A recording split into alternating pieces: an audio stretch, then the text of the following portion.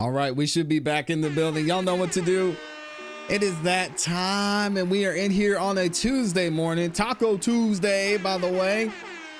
Hopefully y'all are doing well. It's good to see everybody in here. Oh, I got to get rid of this. Hold on a second. We're about to be struggling here in a minute. But we are back in the building. Good morning to everyone that's here. We looking all crispy and clean on the screen, and welcome y'all. Welcome back to another YouTube live stream and another episode of the ClassE Morning Show. I'm your host ClassE at patreon.com/ClassEbeats. By the way, the link is in the description as well as in the pinned comment in the chat. And we have got a lot to cover today, some interesting topics. First thing we're going to start with is Jimmy Kimmel. He got his job back. Shout out to Jimmy Kimmel. We're going to be talking about it. And he's actually has a show tonight. What is going on here? I'm gonna have a little bit of a I told you so here with the FCC getting involved and hear y'all's thoughts on that. We're also gonna get back into the status hearing yesterday for the Karen Reed civil trial. And we also got this interview we'll be covering that Billy Bush did with Alan Jackson as well. Absolutely amazing interview and some great information from AJ in there as well. All right, but before we get into it, I've gotta say what's up to the people. Shout out to everybody that's in here. We've got my awesome, amazing Amy, of course, is in the building doing what she does, and that's being great. Shout out to Amy. We've got Les Cleaver in here. We've got Mary in the building. Just saying with Alicia. We got Slim Life back at it. The big dog, J Money in the building. Shout out to J Money. We got CPE in here. Shout out to CPE. And there's so many more of you in the building. Thank y'all for being here. I will be shouting you out as we go throughout the show. Now, as many of you know, I do not ask for much on this show. Really, I only ask for one thing, and that's that you like the video on your way in. All right, likes are free. It helps the channel continue to grow. It lets the algorithm know that you guys are enjoying the show. It shares the video, this live stream, and the entire channel with more people. So if you could, please take a second and like the video. Thank you to all 900 of you that have liked the video so far. Absolutely amazing. I appreciate y'all. And y'all are really helping out there as well. If you're feeling super extra generous, you can share the video as well. The link to share the video is just by clicking. All you have to do to get the link is click the button that says share. And you have an arrow that's pointing to the right. You can share using that button as well. You can share the video out and this live stream out to X, to Instagram, to any social media platform you use, and even in your text. All right, so you can send it to your group text. Tell them you're going to be hanging out on the best morning show in the business. All right, I will also be reading super chats as we go throughout the show, so thank you to everyone who's sent in super chats. So we're going to start the day off with the super chat from my guy Les Cleaver in here. What does he say with the 5 bomb? Happy Taco Tuesday to everyone, says Les Cleaver. Be blessed and be happy as God has your back in everything you do. Thank God for God and amen. Give thanks to the Lord above, for he is good. I added that last part in there. Thank you for the reminder, Les Cleaver, and thank you for the continued support. You do not miss. And I see you're out there working on, he said he's on his lunch break.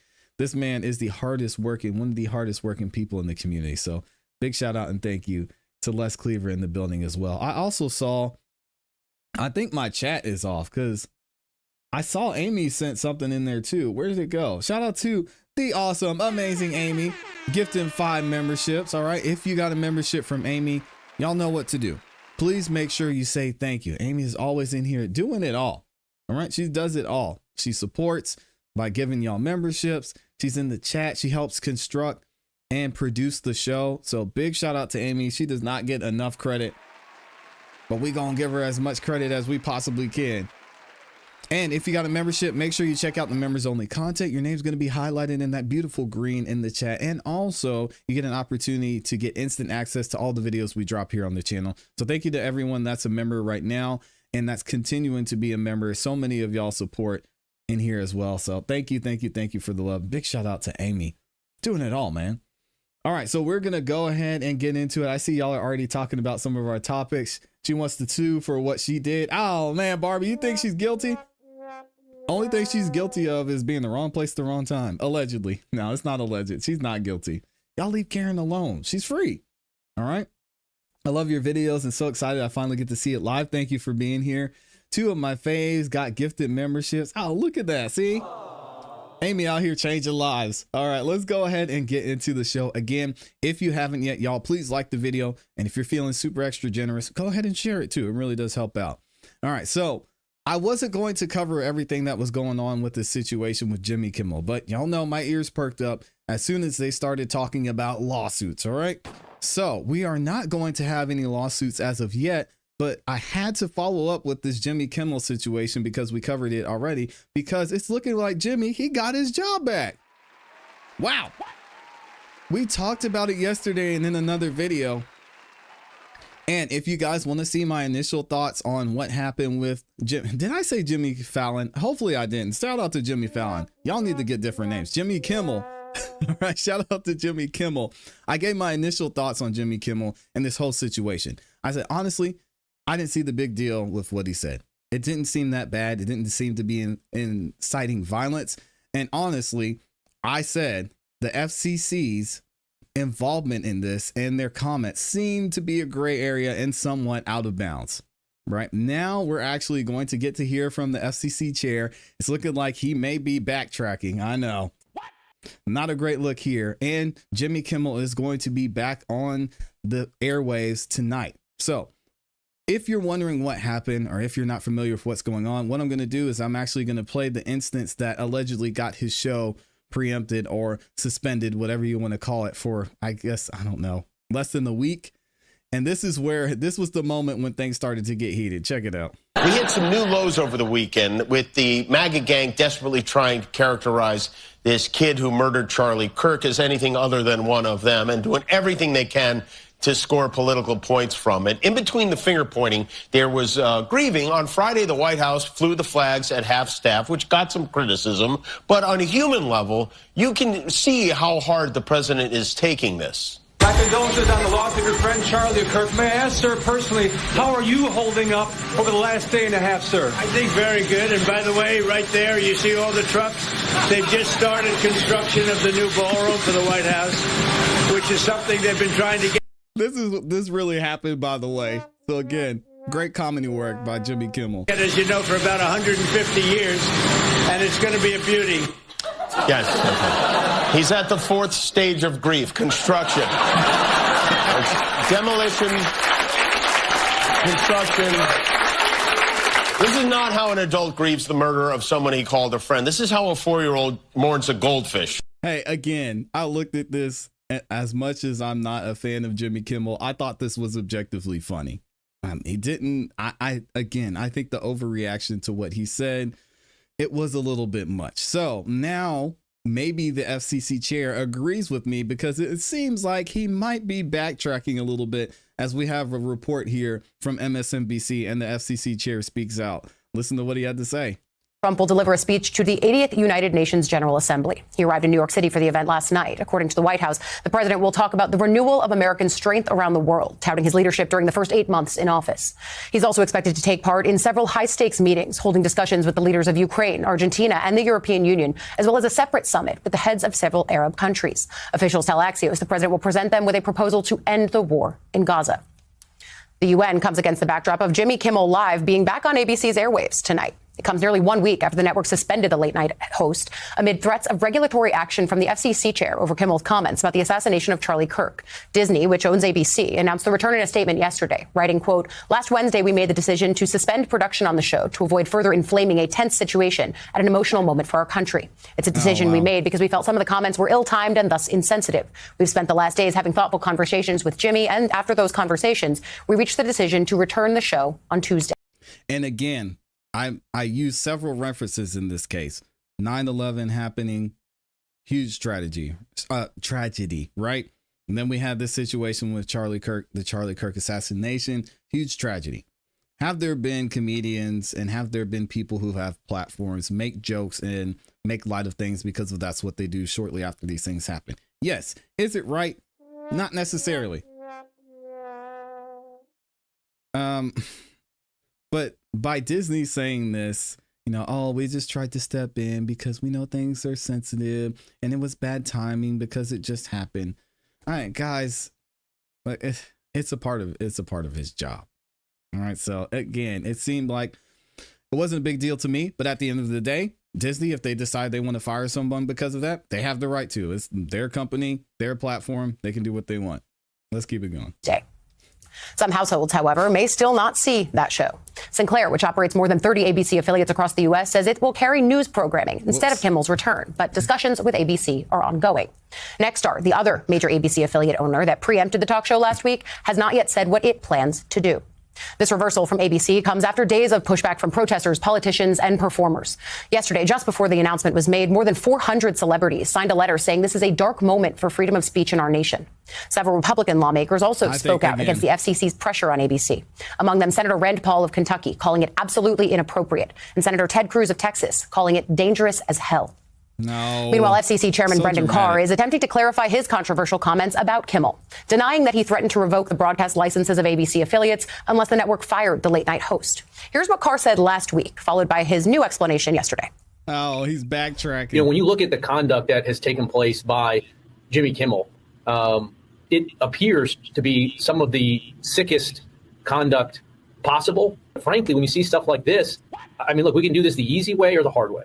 These companies can find ways to change conduct, to take action, frankly, on Kimmel, or, you know, there's going to be additional work for the FCC ahead. A very reasonable, minimal step that can be taken. I mean, obviously, look, there's calls for Kimmel to be fired. I think, you know, you could certainly see a path forward for suspension over this. And again, you know, the FCC is going to have remedies that we could look at.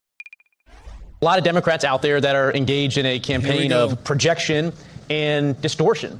And distortion is they're completely misrepresenting the work of the FCC and what we've been doing. I saw there was a letter from some Senate Democrats that said the FCC threatened to revoke the license of Disney and ABC if they didn't fire Jimmy Kimmel, and that did not happen in any way, shape. Oh, bro, come on, man. Why is the FCC chair up here lying?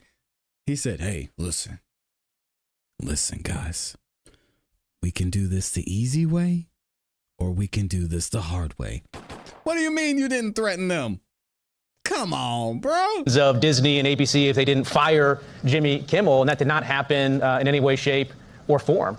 And what I spoke about last week was that when concerns are raised about news distortion, there's an easy way for parties to address that and work that out. And in the main, that takes place between local television stations that are licensed by the FCC and what we call national programmers like Disney. They work that out, and there doesn't need to be any involvement of the FCC. Now, if they don't, there's a way that's not as easy, which is someone can file a complaint at the FCC, and then the FCC, by law, as set up by Congress, has to adjudicate that complaint. And what I've been very clear in the context of the Kimmel episode is the FCC, and myself in particular, have expressed no view on the ultimate merits had something like that been filed. So he's basically saying, listen, it wasn't a threat. All that I was saying is if some amazing American citizen, maybe someone who's a part of MAGA, they feel offended by this and we get 10,000 complaints to the FCC, guys, we're going to have to step in. I don't want to do that. So, hey, Disney, Nexstar, all these companies, y'all need to go ahead and handle the situation, because if I get a complaint on my doorstep, FCC is going to come knocking. I get what he's saying. It didn't sound that way when he said it the first time. And we could go back and listen to it, but I'm going to leave Mr. Carr alone and we'll keep it moving. A lot to get to this morning. National political reporter for the Wall Street Journal, Ken Thomas, joining us on a number of topics. Always great to have you here. I want to start right there with what we see from the FCC chairman clearly making a reversal here, and ABC making a reversal of their own, saying that the suspension is over for Kimmel, that he's coming back on the air tonight. Where do you think that the pressure on both sides came from, right? Why do you see the FCC chairman reversing course on his language that was pretty clear in the, we can do this the easy way or we can do this the hard way? I think everyone heard what he was saying there. So where does that reversal come from, and what pressure do you think ABC was facing? Well, I think Rand Paul and Ted Cruz speaking out about this had an impact. I mean, the Cruz comments about, comparing this to almost to Goodfellas certainly resonated with the public. Cruz is a former Supreme Court clerk, free speech advocate. So I think that certainly had an impact. But, there's certainly pressure from the left here. But, the genie is really out of the bottle. Whether there was a direct threat or not, there was certainly a strong suggestion that the FCC was going to do work, as he put it. So I think this is one of those hard things that it's very difficult to really pull back. And it's clear that the president supports Brendan Carr here. So, it's just hard to imagine that, people would act differently based on, the circumstances. Especially given. Yeah, and it's funny. I mean, the FCC chair, as a lot of these, we'll call them a politician, or we'll say people in power, a lot of them have a great way with words. and he could somewhat backtrack and say, hey, listen, it wasn't a threat. I was just saying, I got to do what I got to do. I think I'm going to call cap on that FCC chair. And clearly he sent the message that wanted to be sent because, as we saw, he was preempted, right? Jimmy was preempted. He was suspended indefinitely, and now he's going to be back. So let's look at this article here and see what CNBC has to say about this, about Jimmy Kimmel returning on Tuesday, which is today. Congratulations to Jimmy Kimmel and his trash program. I still stand on it. Jimmy Kimmel, for the most part, I'm not a fan. All right. Not a fan at all, but he has some funny points. Let's see what they have to say. News, Julia Borston with that for us. Julia? Big news here is that Jimmy Kimmel is returning to his show. Disney issuing in a statement saying, quote, last Wednesday, we made the decision to suspend production on the show to avoid further inflaming a tense situation at an emotional moment for our country, saying it is a decision we made because we felt some of the comments were ill-timed and thus insensitive. We have spent the last days having thoughtful conversations with Jimmy, and after those conversations, we reached the decision to return the show on Tuesday. So, Scott, Jimmy Kimmel live returning tomorrow. I'm sure many of us will be watching to see what he says. Back over to you. Yeah. Can you speak at all, Julia, to the pressure that Disney really has been under from both sides, if you want to say it that way, to make the decision that they did around Mr. Kimmel and his show, but also when you have the likes of, Howard Stern, for example, on his own SiriusXM show saying that he was canceling Disney Plus and his subscription because of the way that Disney had treated Jimmy Kimmel. So it put Disney in a bit of a rough spot. Yeah, and do you guys think there were reports out there that Disney was losing billions of dollars in their market? Their stock was declining because of this, or since this had happened. Do you guys really think that this had to play into them making the decision, or is it true what Disney said and they actually had to sit down with Jimmy and they were able to come to a resolution? I want to know what y'all think about that in the comments and in the chat. Yeah, certainly Disney and CEO Bob Iger under quite a bit of pressure from both sides here. Number of people, industry sources telling me they feel like Iger should have communicated more clearly about the pressure he was under from the Nexstar and Sinclair's of the world, those local station owners who raised concerns and said themselves that they were not going to be able to air the show on to their local networks. So he was under pressure from that side. And then on the other side, we did hear from Howard Stern and then other powerful showrunners and filmmakers, such as Damon Lindelof, the creator of Lost, saying that they wouldn't work with Disney unless Bob Iger reversed this decision. So obviously there are financial pieces of this at play as well, not just the pressure from the station owners, but also from advertisers. And then also the question of how much money Jimmy Kimmel Live makes. And this is a show that is profitable, especially when taking into consideration the value generated on platforms like YouTube, where Jimmy Kimmel Live is the most popular of all of the late night shows on. Yeah, and we'll have to wait and see how long this incident sustains Jimmy Kimmel's career. And maybe this was a calculated move on his part. But again, I don't think the joke was that bad. So I find it hard to believe that Jimmy Kimmel was sitting somewhere thinking, oh, yeah, I got to make this joke. And then they're going to suspend me. And then they're going to bring me back. And then people are going to be outraged. I don't think that's what happened. So it'll be interesting to see how his career is sustained because of this, because as we mentioned in the last video, looking at the facts over the feelings, Jimmy Kimmel's show was not doing good at all. And it is clear to see that he was the next on the chopping block. He's going to garner more support for this. The question is, how much longer is that going to last? I don't know. We'll have to see the numbers in the next coming months. All right. What did they say? The decision was announced by Disney nearly a week after ABC said it was suspending the late night show indefinitely. The network had pulled the show days after the host made comments linking the alleged killer of conservative activist Charlie Kirk to President Donald Trump's MAGA movement. Last Wednesday, we made a decision to suspend production on the show to avoid further inflaming a tense situation at an emotional moment for our country. It is a decision we made because we felt some of the comments were ill-timed and insensitive. Disney said in a statement yesterday, "We have spent the last day having thoughtful conversation with Jimmy, and after those conversations, we reached the decision to return the show on Tuesday." Now, again, I'm going to be tuning in for this, as the reporter said, because I want to hear what Jimmy's going to say, and we'll be talking about it on the show tomorrow. Do you guys think there's going to be an apology? Do you think Jimmy's going to triple down, because he already doubled down on this? Do you think he's going to triple down and he's going to make more jokes in somewhat of a Dave Chappelle type way? It'll be interesting to see what happens. The late night show host will address the matter during his show set to be taped on Tuesday, according to a person familiar with the matter who spoke on the condition of anonymity to discuss internal matters. The following days of discussions, Disney CEO Bob Iger and Dana Walden, co-chair of Disney's entertainment, made the decision to return the show to air, the person said. The two executives informed Kimmel on Monday, the person added. Local station owners learned the show's return on Monday when Disney made the public announcement, according to two people familiar with the matter. All right. So now we're going to hear basically why this happened in the first place and what's being reported happened behind the scenes with this conversation. Here we go. Shout out to MSNBC on this one. Right now, the breaking news that in this major reversal, Disney will bring Jimmy Kimmel back. That is a long ways from how they sounded last week, and that will be tomorrow. Disney and ABC announcing Kimmel goes back on the air despite these government Trump efforts to silence him tomorrow. Here is the statement. I'm going to read you exactly what Disney said so you can make sense of it yourself. Last Wednesday, we made the decision, these Disney executives say, to, quote, suspend production on the show, referring to Kimmel, to avoid further inflaming a tense situation at an emotional moment for our country. They continue today, quote, we have spent the last days having thoughtful conversations with Jimmy. And after those conversations, we reached the decision to return the show on Tuesday. So that is the news, and that's how they're putting it. Of course, there's a lot more to this, and we're going to get into that right now. I'm curious, does this show that some amount of public pressure works?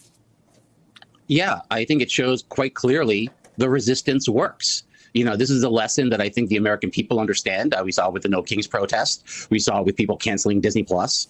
But ever since Trump has been inaugurated in office, we have seen the elites in this country, the CEO class, take the opposite lesson.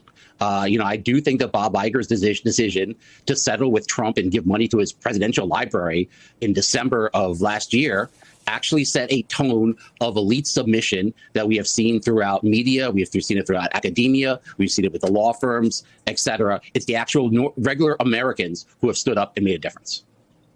Howard?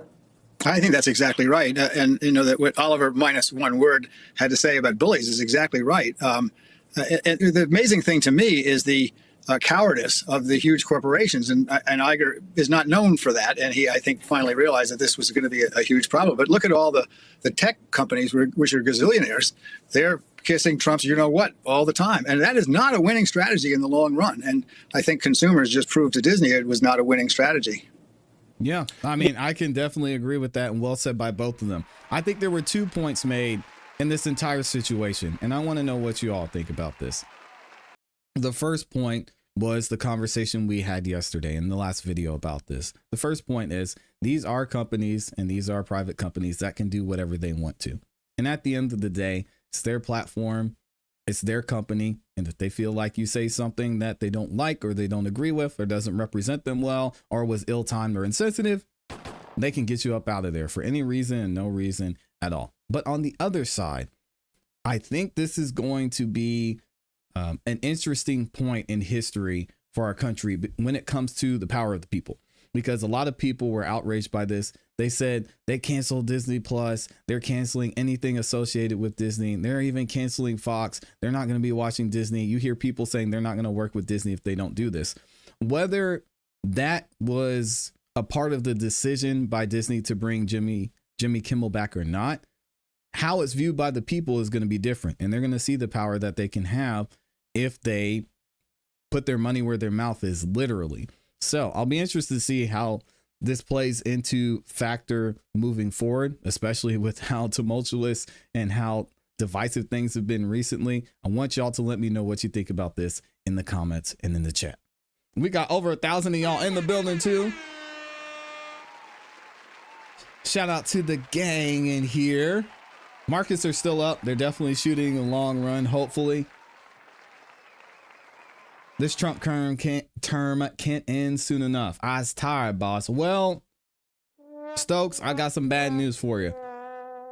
There's going to be a Republican in in office for the next 8 years. So I mean, you better get cozy. You're gonna be hearing about Donald Trump for a while. Or is it just Donald Trump himself?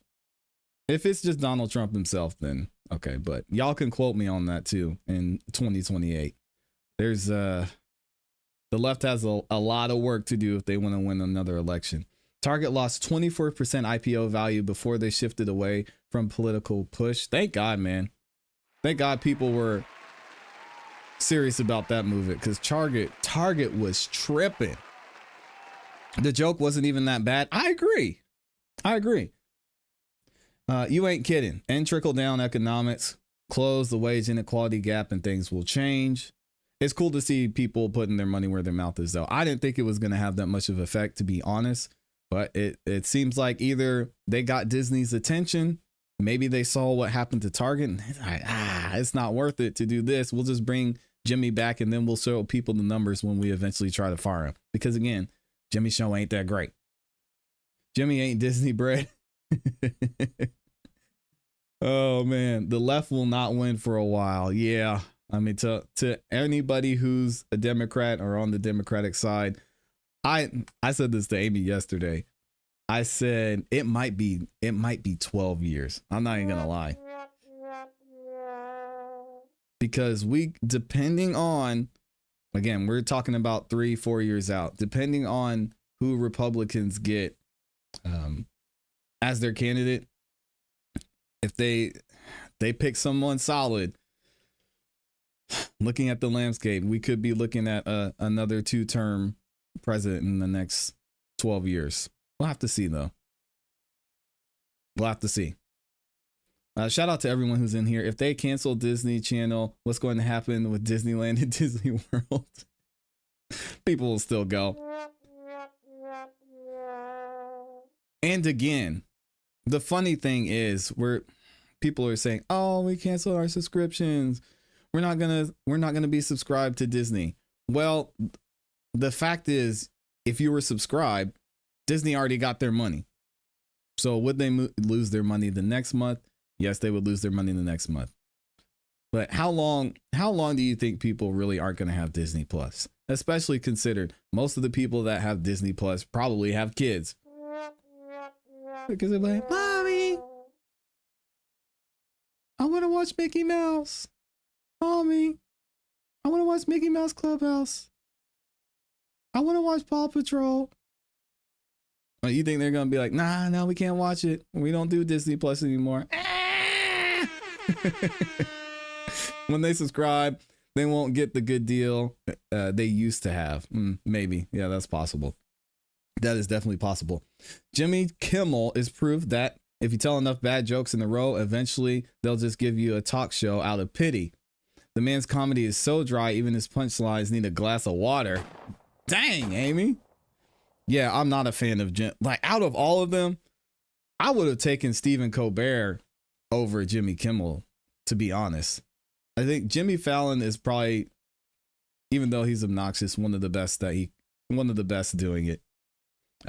I just think Jimmy Fallon is actually talented in so many ways other than just talking. So he makes it fun. Like, he's an actor, he's a musician, he's a comedian. Jimmy Fallon, I think he's at the top of the top. But yeah, Jimmy Kimmel, I don't know, man. It's for a certain group of people. Funny if those resubscribes get hit with the rate increase, or if they resubscribe and then it's almost like they paid twice. That's hilarious. His punchlines are more like scratch lines. I said, nah, people are tired of Trump, and it's barely been a year. The Dems need someone with grit and more central politics, not that. Who are they going to get? I mean, we're not going to talk politics that deep. I don't see anybody in the landscape right now that could run. Unless it was Michelle Obama. If Michelle Obama ran right now, I mean, I think if Michelle Obama runs in the next 12 years, she would absolutely obliterate the competition. But I don't think it's going to happen. I don't think she would do it. Maybe she will. What do y'all think? Drop a 1 in the chat if you think Michelle Obama would be the first female president if she ran. Drop a 2 in the chat if you think she would not. Amy said Kimmel's show is the only place where commercials are actually the highlight. Dang. Amy, that's tough. Said, I don't know, but they got 3 years to figure it out. That's not enough time. I mean, you got Nosy Rosie says no. I don't think Michelle would win. I see 1, 1s, 2. I'm seeing a lot of 2s. Y'all are even where we're at now. A lot of y'all are saying you don't think she would win. If that's what y'all are saying about the Michelle Obama, then there's nobody else that could step up and win on the Democratic side, in my opinion. If charisma was money, Amy says, Jimmy Kimmel would still be asking Matt Damon for a loan. That's crazy. 1, but for real, she's too smart for that. Yeah, it's not worth it. It makes you think, why didn't Obama have this same kind of power? He did. He definitely did, but we're not gonna get into Obama today. Let me see if I can fix this. Okay. There we go. So now let's get into this next topic. We're going to talk about Alan Jackson up in here. Now, I mentioned to you guys yesterday this interview that AJ did with Billy Bush. Absolutely amazing interview. And we're going to go through it. I decided we're going to go through it and we're going to break down and listen to the whole thing. I actually don't have a picture of AJ, which is unfortunate because I got to put Karen Reed up there. But with all due respect, AJ, Karen Reed's the only reason we're talking about you. Boycotting Disney is crazy. You can't boycott Disney. I hate to say it, but the Dems kind of need a guy to run, no offense. And that's why you think Michelle, I don't know. I think someone could do it. Not AOC, though. You're talking about she's going to run. She needs to go sit. AOC needs to go sit down somewhere. No. Amy, last one from Amy. I got to read it. She says, Jimmy Kimmel is like expired milk, the expired milk of late night TV. Still on the shelf, but nobody really wants to open them. Michelle O is the only one who would be a viable candidate. But right now, the Dems are on the downfall due to all the social things right now. Yeah, I think Stephen A. Smith is saying he would possibly run. I think that would be a mistake. He wouldn't. People aren't going to vote for Stephen A. Smith. Anyway, we're going to get into this interview that Billy Bush did with Alan Jackson, talking about the Karen Reed trial, how he feels about this upcoming and what's been going on with Karen Reed's civil trial that we heard is going to, seems like, go through 2027. Yeah, we got a lot of information here. I will leave a link to this full interview in the description for you guys so you can watch it. We're not going to review the whole thing, but there's some key points I want to talk about, starting out with this interesting comment from Alan Jackson about what happened after the Karen Reed trial initially went down. Let's go. Well, folks, Karen Reed was acquitted on all charges against her in the retrial, in the criminal case. But now we've got the civil case brought by the O'Keefe family against Karen and 2 bars in town, wrongful death, emotional distress, all these things. It looks a little different. Instead of 12, correct me if I'm wrong, 12 jurors in the criminal, this will be 6 jurors that you in the civil trial? The court makes the determination, and honestly, I don't know what the court's going to decide, or what Massachusetts procedure dictates. It could be 6, it could be 9. It's not going to be 12. What happens in this hearing that comes up on Monday? It's the first big event. Yeah, it's a status hearing. It's when the court basically says, what are we doing? What are we expecting? What are both sides expecting in terms of moving forward? What's this litigation going to look like? It's basically a look-see where everybody kicks the tires to figure out kind of what's next. How big or little is the litigation going to be? How much time needs to be allotted to the discovery process, the pre-litigation motion process, law and motion work, things of that nature. So it'll be relatively formulaic, but we, you might want to tune in. Really? Sure. Are you going to go? Are you going to take some? Are you going to be forceful? Take some shots? Anything we do on behalf of Karen is forceful. We're not going to sit back and just have the case come to us. We go out and we tend, as a team, we tend to go out and be affirmative, be assertive with our movements. So that's our intention. We'll do that throughout the entirety of the litigation. Wow. How long do you think this thing takes? I mean, look, I'm not a civil litigator by trade. These things they count them in years, not months. So it could take a minute. Okay. Well, Karen most likely is 2 years. I mean, the latest. She's serving 1 year of probation for operating under the influence and a suspension of her driver's license for a year. Is her car any closer to being returned? The Lexus SUV that they've been hanging on to? Yeah, it's been returned. Okay. Yeah, the car is no longer in the Massachusetts State Police possession. It's in our possession or tangential to our possession. Mandatory treatment program, that was part of it, right? Does she have to do that? Yes, she's following all the protocols of a standard DUI in Massachusetts. Nothing special, nothing more, nothing less. Yeah. Other latest news, Kelly Dever. You said Dever, and you were right. Because Officer Dever. It would be two V's if it was Dever. Right? The difference between Eddie and Edie, right? You were right calling her. Yeah. You should have said, you know what, ma'am? Actually, no, that is not your last name. Your last name is Dever. But anyway, Kelly Dever, who originally stated she saw Brian Higgins and Canton Police Chief Kenneth Berkowitz suspiciously surrounding Karen's Lexus SUV in the Canton Police garage called Sallyport, then later called it a false memory under Dever. your cross. She resigned from the Boston Police Department on September 1st. She was on medical leave or family leave or whatever all summer long. What are your feelings about her today? Do you have any sort of, I don't know, sympathy for kind of a sad character? Sympathy. Her whole life, she's so young and she's just got any? Or is she? Zero. No sympathy whatsoever. She's also a grown woman. Young, I don't care. She's grown. Certainly rude. Dever. She was old enough to carry a gun. She was old enough to carry a badge. She was old enough to take an oath, right? Yep. Yeah. Those things come with consequences, right? You've got responsibilities. And look, I take no pleasure in, I'm not going to dance on her demise, but do I have sympathy for her? No. She made her bed, as the old saying goes, and she's got to lie in it. So I think it's exactly what should have happened did happen. She should not ever carry a gun, carry a badge, be in a position of authority, running herd over the community. And AJ, he wrote a letter shortly after the court proceedings were done for Karen Reed's second trial.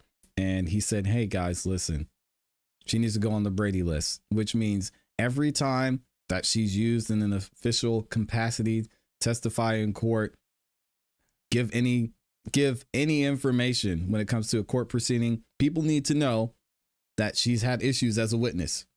The other side needs to know that she's been a liability to the Commonwealth. The people need to know that she has false memories. If you guys want to keep her on the force, hey, do whatever you do, PPD. But I'm not going to stand by and just let this person who clearly has issues of integrity be a part of court proceedings. Shout out to AJ for that. He cooked her too. It comes with consequences. Alan, we're going to go to the chat section here for a second. We're live, so people are fired up to get something in here. Marley says, are there cameras allowed in the civil trial? It's up to the judge. Normally, cameras do not go in civil cases, but look, think of Johnny Depp. So cameras were allowed in that case. So we'll see. I don't know. It's up to the judge. Lizard says, what's up with the Jen McCabe texts that Turtle Boy got, but Karen Reed's defense did not get? Shout out to TB. That's a whole other can of worms to have to unravel, and we're not done fighting on that battleground. That's a very good question, salient question. It turns out that there were Michael Morrissey texts that we didn't get. There were Jen McCabe texts that we didn't get. There's a lot of discovery that we didn't get. Turns out, thank God, we didn't need it to win the trial twice. But it is questionable why we didn't get that stuff. It's pretty outrageous. Wow. Boy, here's an interesting question. Do you miss the trial atmosphere and supporters, or are you glad it's over? And do you imagine that all those people will return and come back out? You know, it's funny you mentioned that. Do I miss the trial and the supporters? I speak with Karen pretty regularly. I don't talk to the rest of the team as regularly because they've all got businesses and clients and court appearances and things going on in their lives.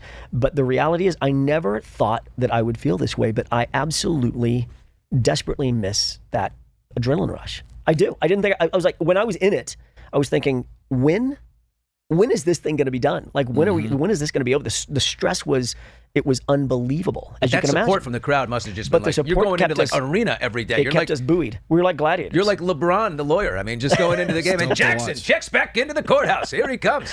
No, it was. That's what kept us going every day. Is that the adrenaline punch that we got from the supporters yelling, cat calls of support. For me, for Karen, for David, for Bob, for Liza, for all of us on the team and around the team, for Evan, for the other interns that were working for us. By the way, Evan, I should tell you that I poached from Karen one of the interns that we hired that worked with us daily during the entire trial. Hired him, and he came out to California. He's now a member of Worksman Jackson. No way! No, I'm super proud. A Karen Reed intern is now an apprentice. He's underneath. Correct. He starts with coffee and then he moves to laundry and then he gets he's already a paralegal. That young man is going to court. He is sharp as a tack. God, yeah. No, it's amazing. This whole thing. So to bring it home, yeah, I miss it every day. I miss the trial atmosphere. I miss the fight. I miss the adrenaline rush.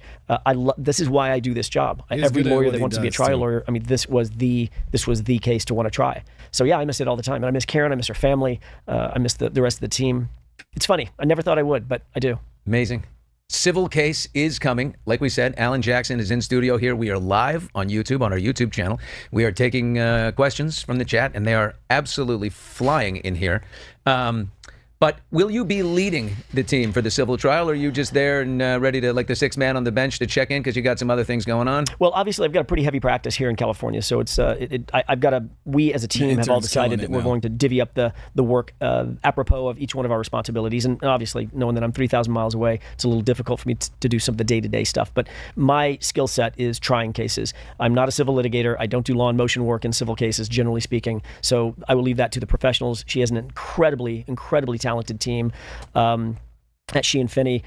Those lawyers are just going to crush it. There's other lawyers involved as well. She's got a pretty good bevy of lawyers to take on the laboring oar from now until the trial starts. I would expect that I'll have a pretty heavy role in the trial, but we'll see. There's a lot of talented folks. I mean, you've done all of this before. It's kind of odd. Like, okay, here we go again. I mean, you don't have to do that much work in this time, I wouldn't think. You know, it's funny you say that. I wondered when the first trial ended in a hung jury, and I immediately knew, okay, we're going to do this again. Here we go. Right to your point. Here we go. We're about to have to take the laboring oar on the exact same river that we just navigated. It should be a layup. I've never worked harder in my life than I did in the second trial. It was double the amount of work, triple the amount of work. We had all the same information that we had previously, the discovery, tens of thousands of pages of discovery. Now add to that all of the new information that came out during the trial, all the new transcripts, all the new cross-examinations, direct examinations. We're dealing with a new lawyer. They brought in new experts. God knows what the civil trial is gonna present in terms of new experts. Yeah, and they're also planning on calling everyone, well, the main characters that were involved in Karen Reed's second trial, well, first trial too. Even some we didn't get to see during the second trial. A lot of y'all were asking about Colin, didn't get to see him in the second trial. So there's going to be some interesting things once the civil trial takes place. Honestly, I initially thought the civil trial was going to be short and sweet and to the point, and that they should settle this. But now that we're hearing, as I mentioned over on X, that they're going to countersue pretty much everybody. If you guys didn't see the video we dropped about that, Karen Reed's planning on suing Higgins. They're planning on countersuing the Alberts, the McCabe's. I mean, there's a lot that's going to take place in this civil lawsuit. So this is going to be something we haven't seen before or covered in this channel. Let me know what y'all think about this so far in the comments in the chat. We're going to keep going with this interview. AJ, he's going to get into and start talking about what's going to go on during the civil trial, what they're planning on unveiling, because there's going to be new information from Karen Reed's side and evidence shown as well. Check this out. Experts and things of that nature. Wasn't there evidence that they didn't let you present in the second trial that maybe this time around you can? Isn't there stuff that you were prevented from sharing, like major stuff? Yeah, and enormous. Well, how about the fact that the federal government was involved in the investigation of the investigators? How about that? Right. Yeah, that's the whopper, right? That's the big Michael one. Proctor. But there were myriad examples of things that we were not allowed to present. Judge Cannoni was extremely restrictive of our defense in terms of what we were allowed to present, even through the experts that we did call. Is she corrupt? I'm not going to use. I'll leave it to others to judge and use words like that. I think I've done what I needed to do. I'll tell you this: compromised? I feel very good about what I presented, what the arguments that I've made, the information that I sort of presented into the public forum, the conversation that we engaged in the public forum about Judge Cannone and the Massachusetts justice system in general. I'll let others decide: is she corrupt? Is she compromised? I don't need to use words like that. Are we going to see a lot of the same people on the stand? In the second trial, we didn't see some of them. We didn't see, like Brian Higgins. We didn't see. Are we going to see Brian Higgins? I think the entire Jen McCabe, cabal of bad people will be. Oh my God! The band is getting back together. I mean, this is going to be a whole nother round. I said this before. Nothing's off the table. No one's off the table. They're all set. Look, they wanted to bring a lawsuit. They brought the lawsuit. We didn't bring a lawsuit. We're defending a lawsuit. Who are you most looking forward to questioning out of all the bad apples? Yes, all of them. Jen McCabe? Oh, I would relish the idea of having another conversation with Miss McCabe. Yeah. And Brian Higgins, who escaped the last Mr. Higgins, yes, absolutely. Well, Mr. Michael Proctor, the leader, I would imagine that he'll be back. I imagine he will not be able to duck this one. You see, this is the shithole that they've got themselves in, and this is a real problem, it's right? Because ugly. Mrs. O'Keefe is very upset, the O'Keefe family, and they think this is that they're going to get their answers here, and they want justice, and they want to get paid for this, and they. Also, before Billy continues, I want to know what y'all think in the comments in the chat. As we found out yesterday, Karen Reed is about to sue everyone, as I mentioned. And I've got the list here. Let me actually go find it. So these are the list of people that were mentioned she's going to be countersuing or going after. Brian Higgins, Brian Albert, Nicole Albert, Matt McKay, Jennifer McKay, Brian Tully, Yuri Buchanan, and Michael Proctor, and the Commonwealth, possibly. You know the McCabe's, you know the Alberts, you know they were watching yesterday. They were watching the court proceedings. What do you think went through their mind when they heard that this was going to go down? What do you think went through their mind when they found out they could possibly be called as witnesses during this court proceeding? I'm sure they are sweating over there. They're going hard, and these people are telling them, you're right, you're right, you're right, and now they have to go through it all again, and they know inside, oh, God, if our lives weren't over before. You know, the problem with that, Billy, is I do have, you talked about whether or not I have sympathy or empathy for Kelly Dever, or is it Dever? It's Dever, but it's Dever. I don't have any sympathy for Miss Dever because she made her bed. She's going to lie in it. Like I said, she brought this on herself. But I do empathize with the O'Keefe family, writ large, all of them. I think that they have been sold a bill of goods. I think they were sold that bill of goods when they were the most vulnerable. They had just lost a surrogate father, a son, a brother.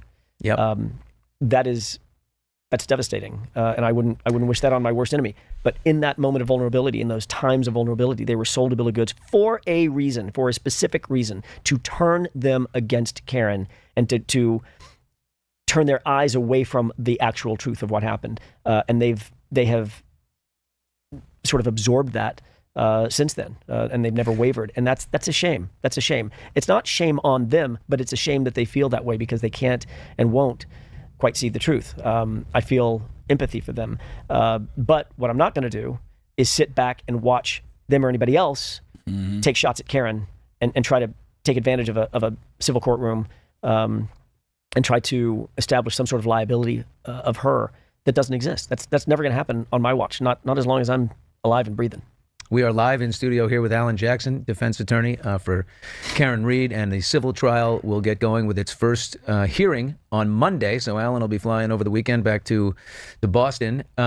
Questions are rolling in, and yes, we are live. Miss Jessica says in our chat, "You're not live." Why not? Hi, Jessica. Why do people Hi, Jessica. do that? How are you? We're live. Now what, Jessica? As live can be. Let me skip ahead. Nicola Moffat is asking a question. Will it be hard to get a jury? Like, who hasn't heard of Karen Reed, in that area? It is, yeah. It's super challenging. It was very challenging the first time. It was 10 times more challenging the second time, but we'll do it again the third time if need be. Yeah, we'll get a jury. We'll get a fair jury. You bet. I think so. Your involvement required court approval because you live out of state. Right. Is there any thought that they might have dinged you for that? Like, just keep Jackson out of here? No, there still is a Sixth Amendment right that Karen has to a lawyer. So she gets a lawyer of her choosing, and there was really no reason to believe that any judge, especially Judge O'Shea, seems to be a very, very reasonable judge, was going to keep me out of the case, or Miss Little. Liza Little's in the case, and one of my other partners, Caleb Mason, is also in the case. Well, oh yeah, he's new. We've expanded the team. He's not new to the firm. He's been around for a long time. Why is he coming? What's his expertise? He's a former civil litigator. He understands the contours of the civil litigation side of things, which I don't practice in. So he just adds a font of knowledge that is amazing, and somebody that I can lean on and rely on back here in California. What is the thing that you do better than anyone else? Or what is your greatest strength? I mean, geofencing and cell phone data, or is it the way you prepare? Like what makes you so good? I can't say that I do anything. I appreciate the compliment. I don't know that I do anything any better than anybody else. One thing that I never get accused of is being underprepared. I do prepare like a crazy person.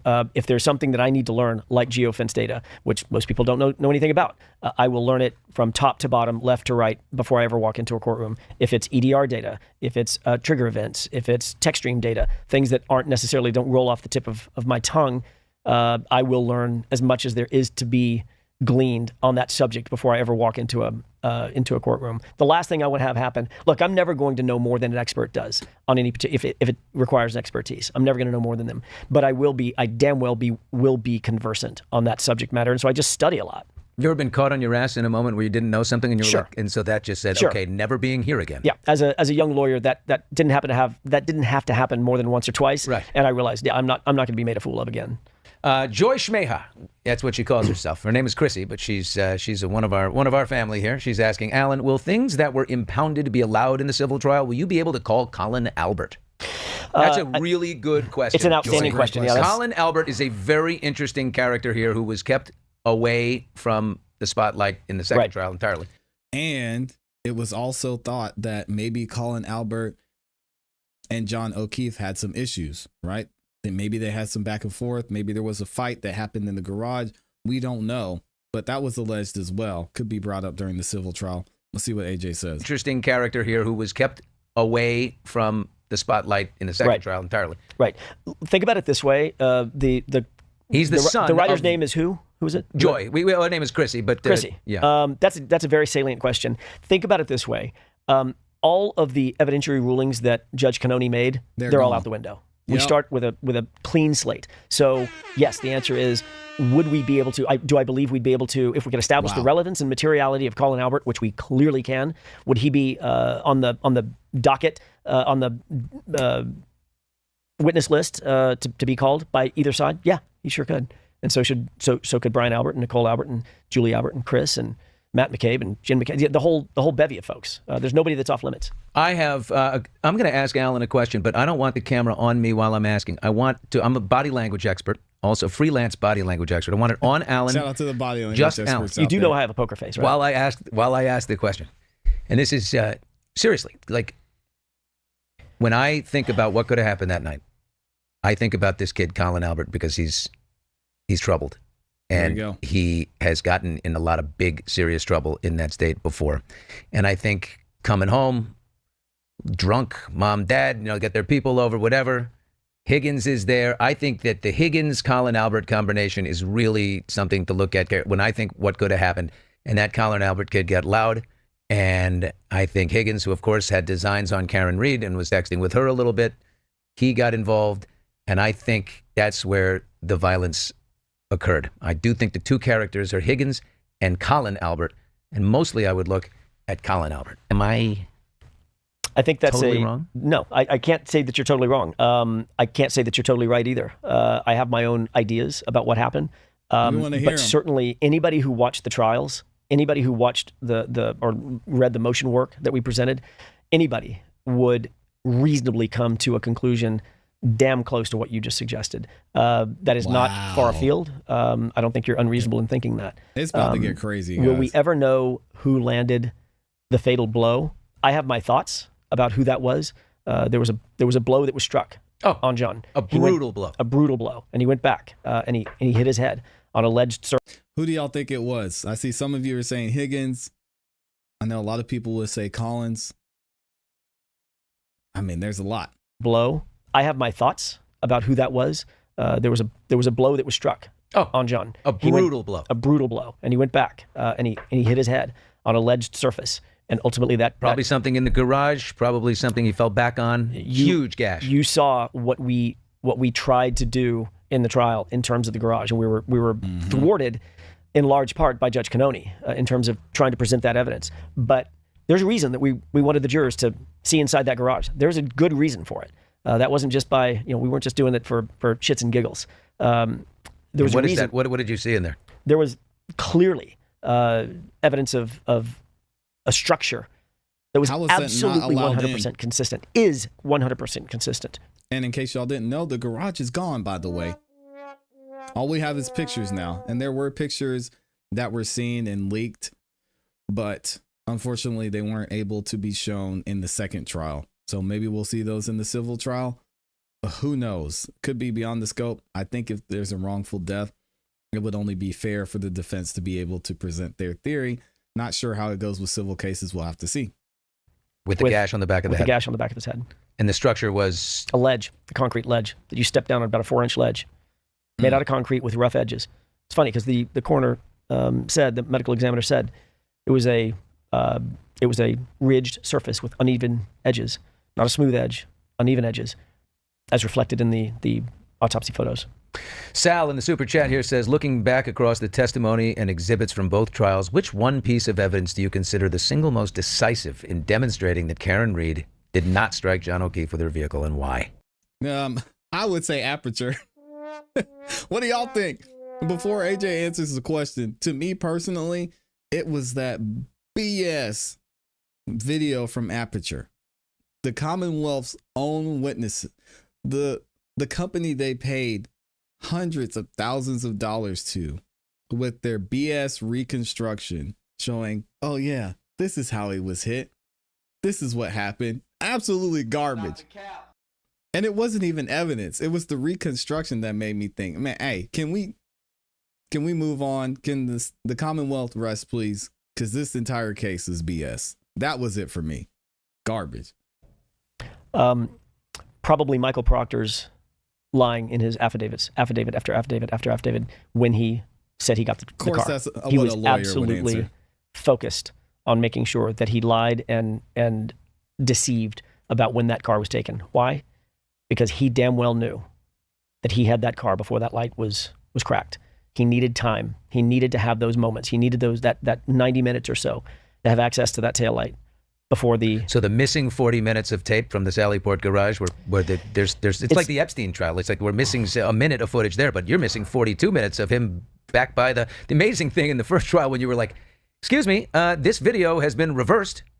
Right. They literally tampered with evidence in the worst way. Right. So they all sort of fit together. These all dovetail, these pieces of evidence that you're talking about, the inverted video, the Sallyport video that's missing 42 minutes, the exact time when the SUV was pulled into the Sallyport, which would have shown exactly the condition of that taillight, all missing, all inverted, all reversed, lied about in affidavit after affidavit after affidavit. Why all of that worked together to establish that the taillight material was not at 34 Fairview until after Michael Proctor and his folks had the car in there, and its taillight in their possession.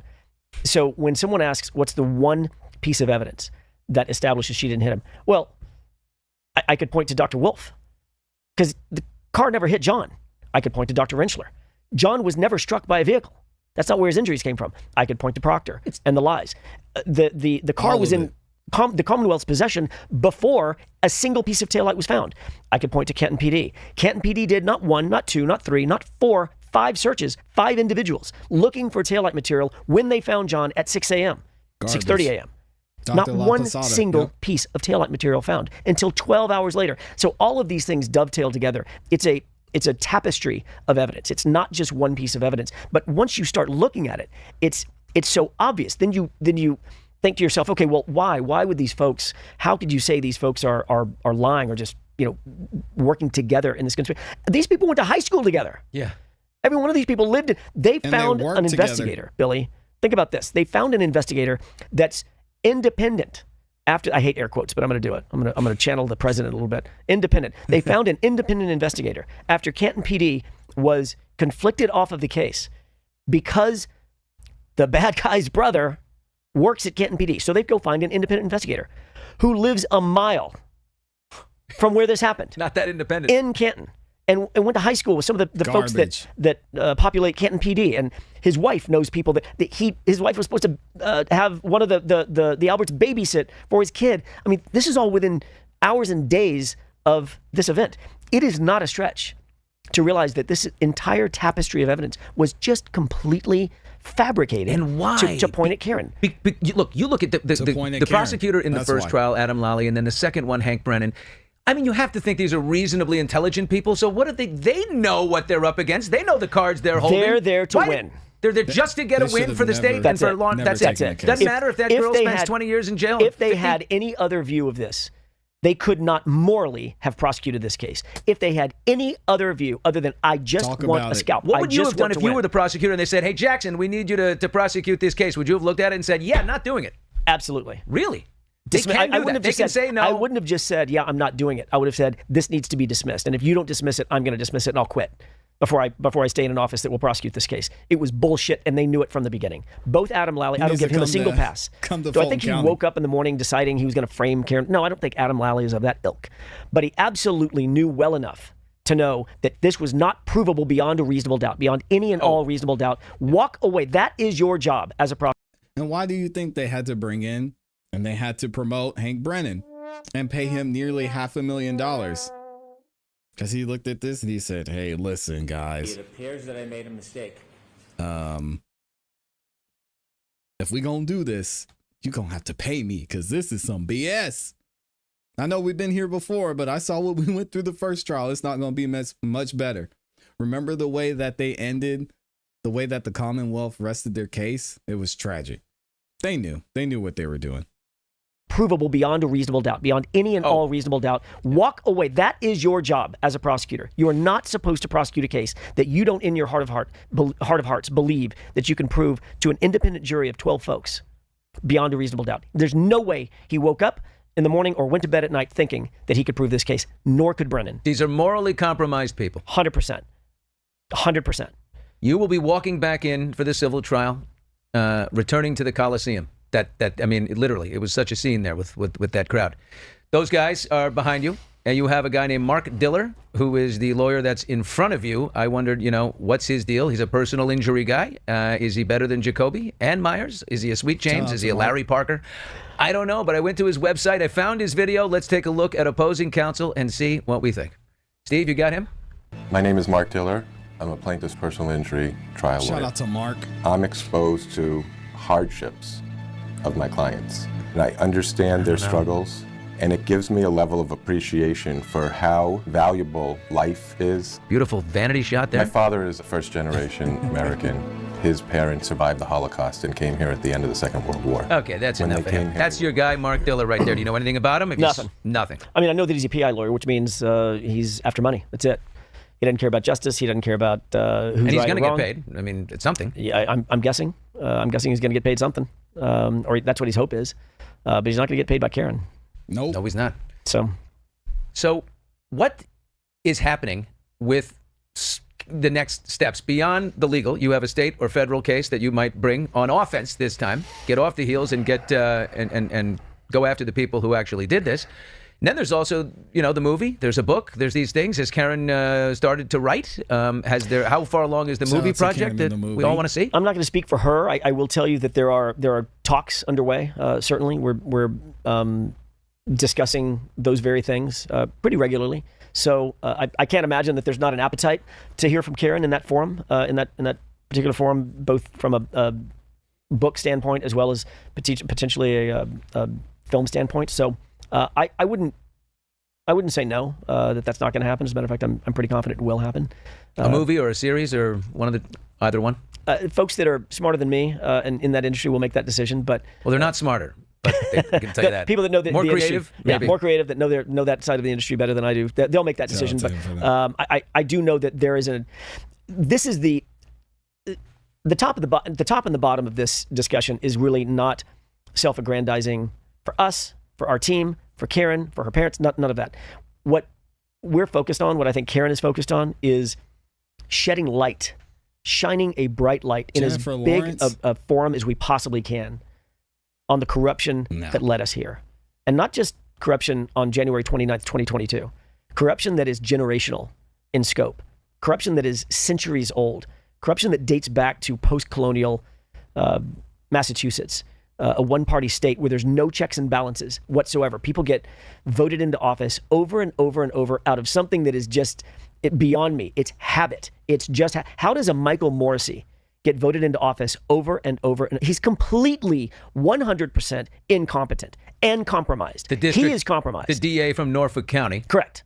He won't be running again. His popularity is so low. Who knows? I mean, we say that, but time does go on. He's got a war chest. He's been making money and saving money for decades. No way. How's the DA in Plymouth County? This is your civil trials in Plymouth County, right? It's a different county. Yeah, Morrissey's not involved. Has nothing to do with the DA's office. Keep in mind, that's a civil case. Oh, right. He's just okay. Right. Yeah. Can you call Morrissey? Sure. You can call him in the civil trial? Absolutely. Are you going to? Who knows? We'll see. Oh my God! I've already said, Billy, I'm going to say it again. Nobody. The crowds will be wild for that. They want. People are not happy with that guy. Yeah. No, they're not, and they shouldn't be. They should be disgusted with that guy. That guy he has one job to do: protect their interests, and all he does is feather his own nest. Do it. So, and that kind of crap happens over and over and over because there are no checks and balances in Massachusetts, and that's why a book needs to be written. That's why a film needs to be done, or a scripted series needs to be done to get as many eyeballs and readers to understand what really happened, what really has to happen for a community and a system at large to do what the Massachusetts justice system did to Karen Read. It doesn't happen overnight. Yeah, and it was ugly. And we talked about it here, and we were shocked, honestly, by what happened, how this investigation was run, or the lack thereof, the evidence that was left out, the evidence that was included, how the evidence was handled. I mean, it was bad. The guys that didn't even go across the street and check the Ring camera could have seen the whole thing. They're like, it's not a big deal. Crazy. And it doesn't happen by happenstance. Wow. Alan Jackson is in studio with us. Alan, you can check your email for one quick second while we pay a bill here, because we're going to get into your future and what's ahead. And I got one more question about whether you... All right, so we're going to leave this alone. AJ is going to go on to talk about his current trial. We're not going to get into that. Let me know what y'all think in the comments in the chat. This is an amazing interview, as I said. Shout out to Billy Bush for this. I'll leave a link to the full interview in the description for you guys so you can watch that and check it out. All right, shout out to CPE in here, dropping the 5-bomb with the super chat. Thank you, my friend. Oh, looks like CPE has a new favorite sound effect. It appears that I made a mistake. I've been saving that one, man. Shout out to CPE. Thank you for the 5-bomb. He says, it appears I made a mistake. I love it. Yeah, we're going to be using that one as we go throughout these trials, because y'all know these prosecutors be up here acting crazy. All right, let's go ahead and get back into, we didn't finish reviewing the Karen Read civil trial yesterday, so I need to go ahead and update this. And actually, I need to change the headline as well. And we're going to get back into this Karen Read civil trial. And this is just, again, as AJ mentioned, this is just the status hearing. So nothing crazy going on. But what we're going to do as we get back into this trial. Also, hold on a second. Thank you to all 1,000 of you that liked the video. Dang. Almost everybody that's in here has liked the video so far. Thank y'all for doing that. If you haven't liked the video yet, guys, I don't ask for much on this channel, but I do absolutely beg you to please like the video. It's free, helps us out a lot, and helps us continue to grow. And so many of y'all have done that already. Thank you so much. So getting back into this Karen Read status hearing, what we're going to be covering next is what the plaintiff's response is going to be to finding out that Karen Read not only wants to dismiss this, obviously, but that they're going to be suing a lot of people who may be witnesses in this case. Go ahead and check this out. Here we go. The question that's really posed for this court is, like you just said, assuming all facts are true, indulging every inference in the plaintiff's favor. Does the plaintiff's complaint plausibly suggest that plaintiffs are entitled to relief? The answer is yes. This is a motion to dismiss. The lowest standard, the Brum case, plaintiff's obstacle is a minimal hurdle, a relatively light burden, so long as the court looks at the allegations holistically. If relief to the plaintiff is possible, by the cumulative effect of all the factual allegations pled, we survive the motion to dismiss standard and we move forward to discovery like we should in all cases and in this one. There are three arguments that my brothers have put forward in this case. We oppose all three of them as follows. Number one, the defendants incorrectly state the law by suggesting that NIED claims are subsumed or preempted by the wrongful death statute. Number two, Your Honor, the defendants improperly seek to limit the scope of NIED claims by creating an arbitrary bright-line test for such cases. Number three, Your Honor, the defendants failed to holistically consider the facts alleged and the known vulnerabilities of the plaintiffs when evaluating the defendants' extreme and outrageous conduct in violation of the infliction of emotional distress standard. I recognize that this court is not new to this case, and I recognize that most people already understand the facts, but I think it is important and significant that I at least highlight the ones that will be at issue here today. Throughout, we intend, like we did in the complaint, to refer to John O'Keefe as JJ. That is what he was affectionately referred to by his niece and nephew. JJ no longer has a voice. His life was wrongfully taken on January 29th, 2022. He lived a life of service. He was a Boston police officer, and his personal life, when JJ's older sister and brother-in-law tragically passed 2 months apart from each other, leaving two young children orphaned, JJ stepped up. He agreed to parent those children, to raise them as his own, and to support them. Fast forward to 2022, Your Honor. JJ is involved in a relationship with Miss Reed. It's been going on for a period of time at that time. January 29th, 2022, Karen drives drunk. She reverses her SUV. She knocks JJ down. She leaves him to die in the cold. And Reed knows that she strikes the plaintiff. Rather than seeking to help or calling 911, she returns to JJ's home. There, JJ's 14-year-old niece, Kaylee, a plaintiff in this case, is home alone, asleep. That's when Karen starts plotting. Now, it is significant for the facts for you to understand the context here. Karen Reed knows Kaylee well. She's been in her life for almost up to 2 years. She has served as a part-time maternal figure in her life. She knows that Kaylee is a vulnerable child, having lost two parents tragically. And 1 to 2 hours before JJ's body is ever found, before anybody knows his whereabouts, Karen Reed decides to wake up Kaylee in a panic. She tells Kaylee something happened to JJ. He's dead. He's been hit by a plow. Did I hit him? All to a 14-year-old child woken up from sleep who's already lost two parents. After provoking this chaos in the middle of the night, Miss Reed leaves Kaylee alone, vulnerable, shocked, and afraid. It's now 1 to 2 hours later. It's at or around 6 a.m. in the morning. JJ's injured body is now found. Right where Karen left him, buried in the snow, 911 is called. That's cap. Now is when JJ's family learns of JJ's injury. JJ's injuries at this point enter into the O'Keefe's consciousness. At or around 6 a.m., they rush to the hospital. It's 7:50 a.m. That's when the hospital pronounces JJ dead. And within minutes of being pronounced dead, that's when the O'Keefe family sees their son in the injured state that he was in as a result of the wrongful conduct. From January 29th forward, Your Honor, Karen Reed plots, she fabricates a conspiracy, she launches a public campaign of disinformation, and she involves a blogger named Turtle Boy. She leaks not for public information through him. She pits her followers against the O'Keefe family, and all the while, Karen knows that the O'Keefe family is also vulnerable, grieving another tragedy in their family. The O'Keefes and Kaylee suffer severe emotional distress. It's more than anguish and more than grief, and it is not overlapping with the wrongful death statute. So the first argument that the defendants made, they claim that JJ's parents are precluded from bringing NIED claims because such damages are duplicative of the wrongful death statute. We reject that argument. JJ's parents are the next of kin, and their emotional distress claims are not preempted by the wrongful death statute.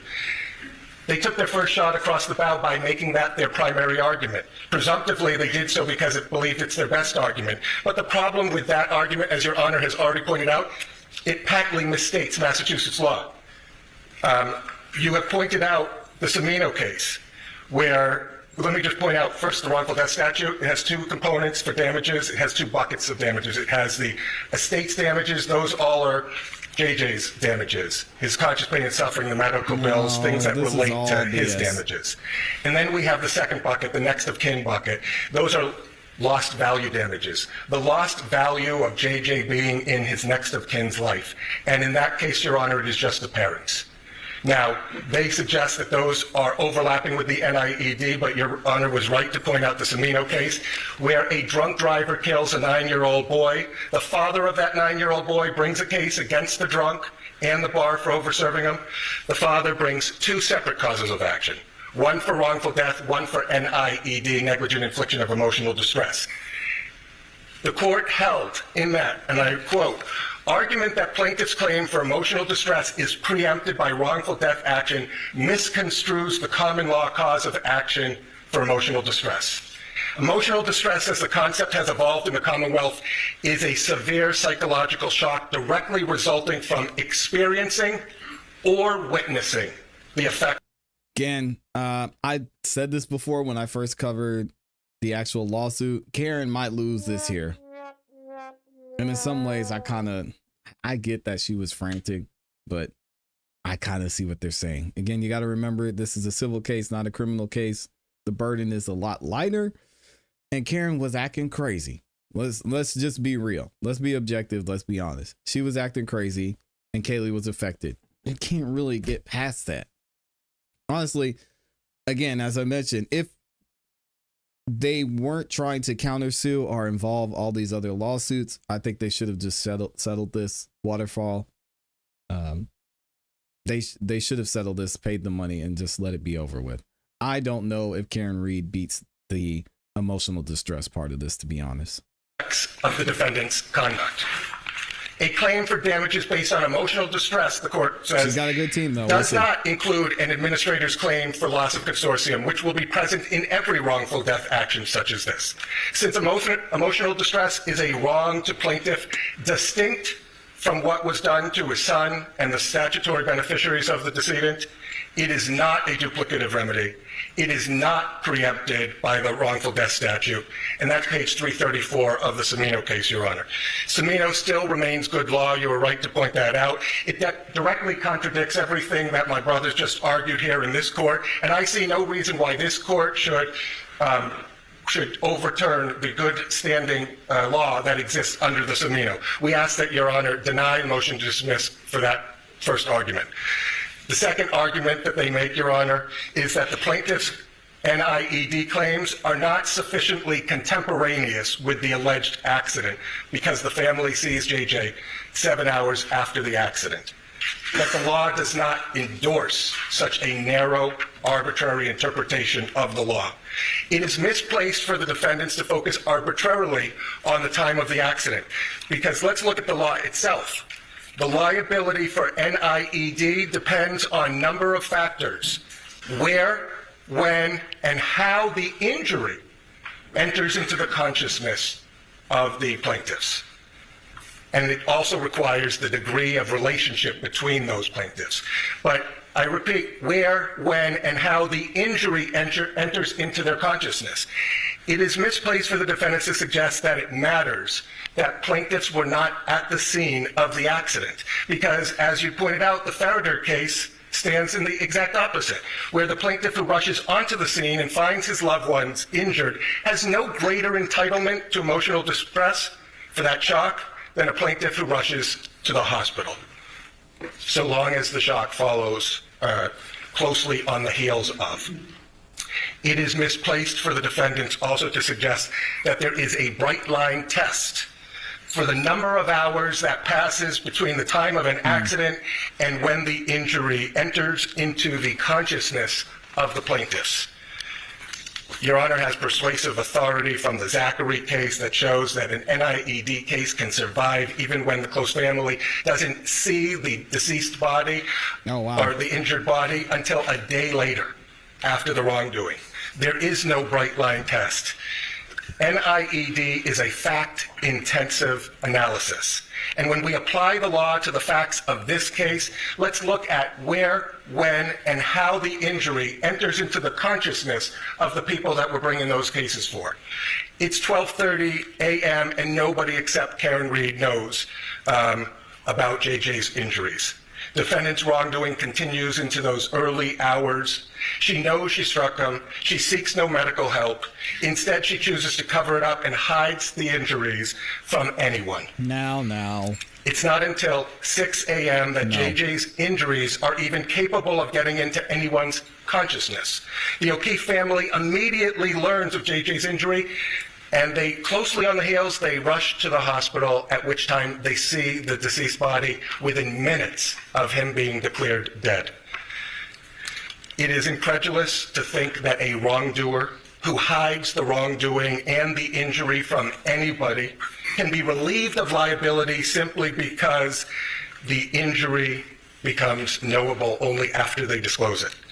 The defendant's cited cases are inapposite. They have no relationship to what is being asked of this court. They all involve a motion for summary judgment standard, which is a very different standard than the one that we are talking about here today, the motion to dismiss, the lowest hurdle to overcome. They try to equate it to a mother who learns of the rape of her daughter 7 months later, but that rape was known to other people within days. They try to relate it to the Migliori case, which has no relevance because it deals with somebody who has no close relationship. They didn't even know the decedent, and therefore it doesn't meet that standard. And then they rely on the Cohen case, which I heard both sides try to suggest has relevance. But in that case, Your Honor, the mother learns of her son's death 7 hours after the death. That's 7 hours after the injury occurred. And by the way, it was already knowable 7 hours earlier by other people when that plane crash was projected, and the son of the woman who brought the claim knew about his brother's death.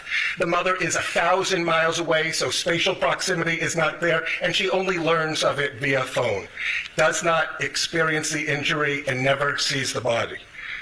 Contrast that with everything that we talked about, Your Honor, where as soon as it was knowable, they learned about it, they rushed to the hospital, they saw the body, and they saw the body within minutes of him being declared dead.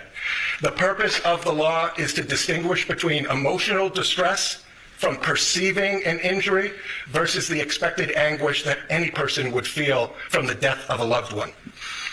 I want to talk briefly about Kaylee and her NIED claim to suggest because she wasn't at the scene or because she was not at the hospital that day and they tried to spare her of that does not suggest she doesn't have a right. In fact, she experiences the trauma, the panic, the chaos of the injury contemporaneous with Karen Reed waking her up in the middle of the night and exclaiming that her parental figure, the third that she has now lost, was dead, hit by a plow or her SUV. I agree. Notably, this enters into her consciousness before anyone other than the wrongdoer knows of the injury. To the extent that defendant seeks relief because Kaylee did not see with her own 2 eyes, I refer you also to the Cohen case, which they cite for different reasons, but in it the language talks about sensory perceptions. To suggest that you can't use other senses in order to perceive and experience the injury or the injurious event is wrong. Otherwise, no blind person would have a legal right under NIED. We have many senses. We use them all the time. And when it enters into our consciousness, it's hard to undo of it. It is very different from learning that your close family member has died. That is upsetting. It will be upsetting to anybody. But to have experienced the event or the injury and enters into your consciousness, that is the very reason and the foundation why NIED exists as a claim. So on that second, we also suggest that you should deny it because they experience the injuries. Closely on the heels of them being knowable and perceivable to anybody. This is Third, Your Honor, the defendants argue that the intentional/reckless infliction of emotional distress claim should fail because there's no extreme or outrageous conduct directed towards the plaintiff. But when viewed holistically, the facts demonstrate that Ms. Reed should have known her extreme and outrageous conduct would be detrimental to these vulnerable plaintiffs. And I use the word vulnerable plaintiffs because it's relevant to our case law, Your Honor. It's misplaced to suggest that the conduct needs to be directed immediately towards those plaintiffs. As long as she should have known that the emotional distress was the likely result of her conduct, that's sufficient under the reckless infliction of emotional distress standard. So how do we evaluate what is extreme and outrageous? It's fact intensive, but the law does recognize that some critically important factors that need to be considered when evaluating what is extreme and outrageous. Plaintiff's susceptibility, defendant's knowledge of that susceptibility, and the relationship between defendant and plaintiff. The case law all suggests that that gives rise to extreme and outrageous conduct.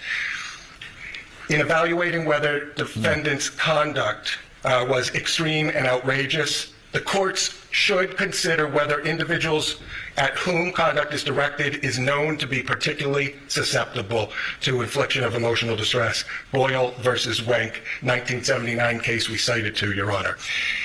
Our case law has recognized susceptibilities to evaluate extreme and outrageous conduct to be a recent hospitalization in the Boyle case, a cancer patient in the Harrison case, elderly or frail people in the Bailey case, or children, minors, based on their age in the Sarkonis case, all that we've cited to, Your Honor, and I'm happy to give you cites.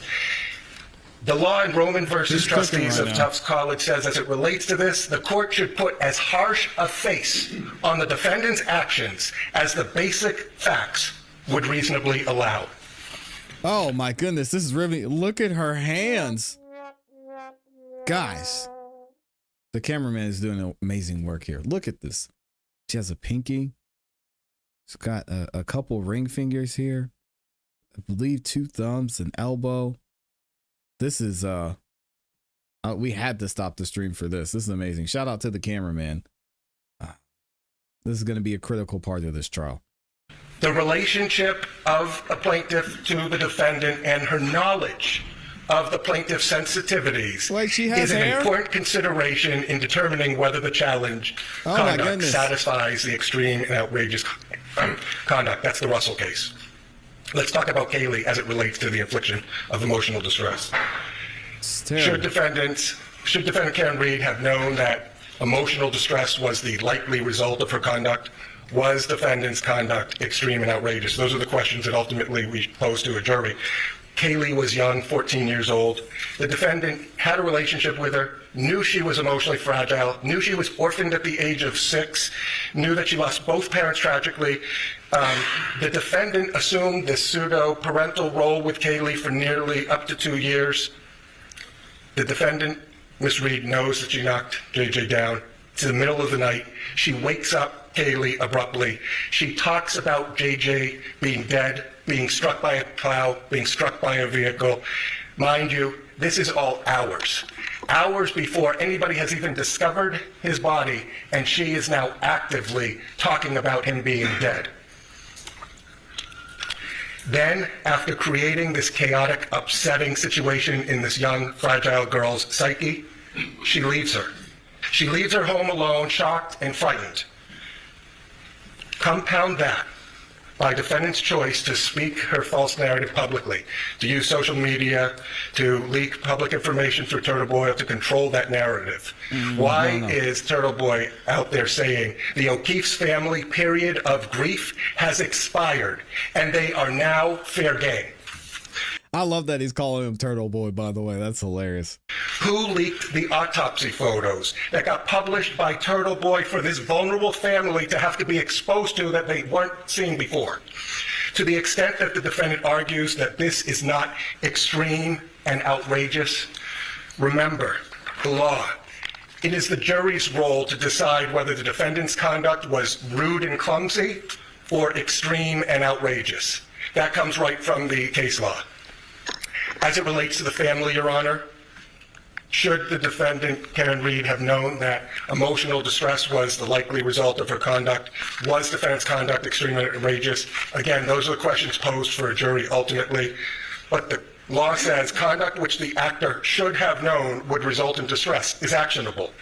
And the plausibility standard, the motion to dismiss standard, which is where we're at right now, Your Honor, simply calls for enough facts to raise a reasonable expectation that discovery will reveal evidence of the illegal conduct. Margaret and John have now buried 2 children. Paul has buried all his siblings. Defendant always knew this.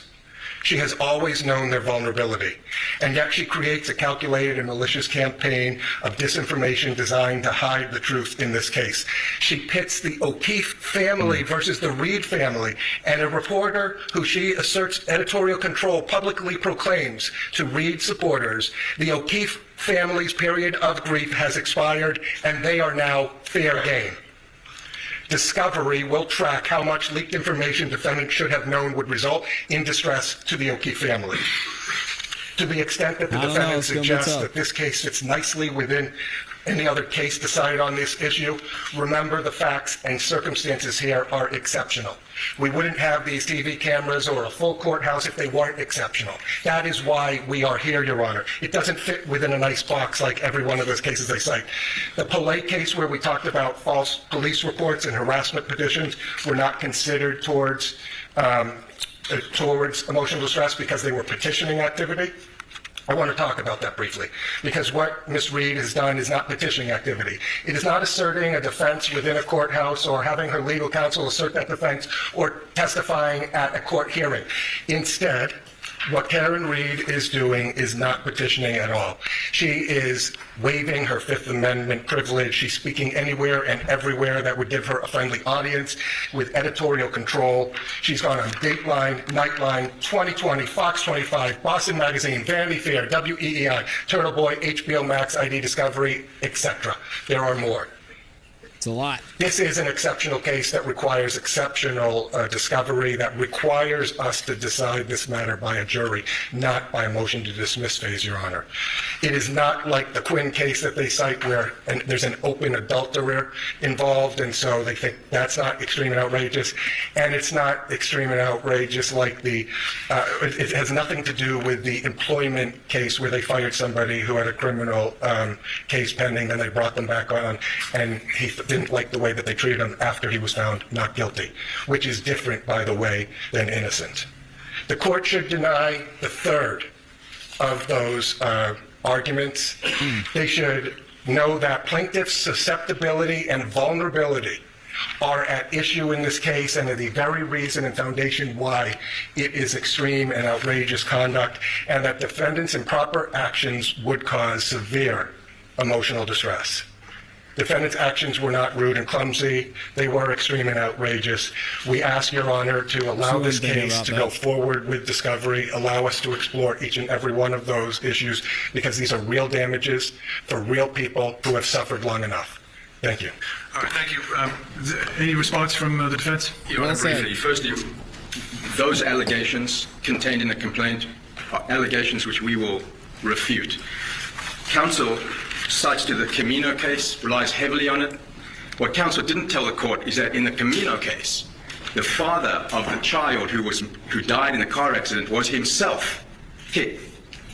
Part of the car accident. Gets up, runs to see his son. It's contemporaneous. It's at the time of the event.